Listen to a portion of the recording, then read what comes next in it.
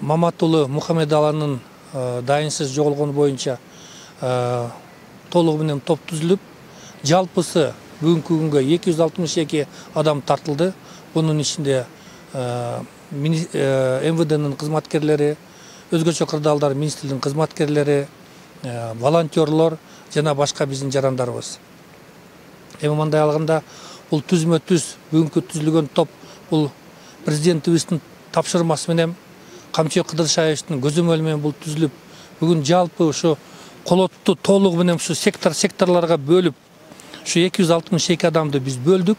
Bunun üstüne dagы çoğun ыраазычылыгыбызды айтат элек, ушу милиция кызматкерлеринен тышкары дагы ушу биздин волонтерлорубуз да аябай катуу активдүү катышышты. Жалпысы мындай эсептегенде 15 тоннадан ашып кетти. Ошо 15 тоннду дагы салып 262 адам дагы могу суунун боюнда аралап, мына коктоларда, мына беттерде аралап баарын кыдырып чыгып атышат. Ушу теплый ключиден дагы жогору жакка чыктык. Ар жака. Бирок бүгүнкү күнгө пока мындай жыйынтыгы жок болуп атат. Эртеге 18 январга саат 8ге жалпы сбор болот.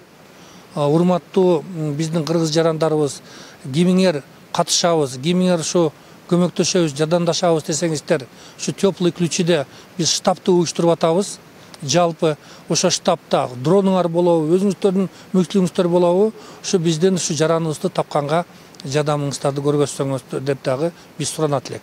Анан дагы кошумча биз дагы бир өзүбүздүн прогнозубузду ойлоп атабыз. Ушу ылдый жактагы кетип аткан машина менен дагы кетип калышы мүмкүн дагы деп ошо вариантты дагы ойлонуштуруп, ушу МВДнин министри менен Улан Умуканович менен да биз ушу биргелешип сүйлөшүп, ошо ылдый жактагы түшүп аткан машиналердин дагы номерларын тактап туруп, ошо вариантты дагы шаарга дагы түшүп кетип калышы мүмкүн деген дагы вариантты дагы ушу ишке ашырганга эртеге аракет кылабыз.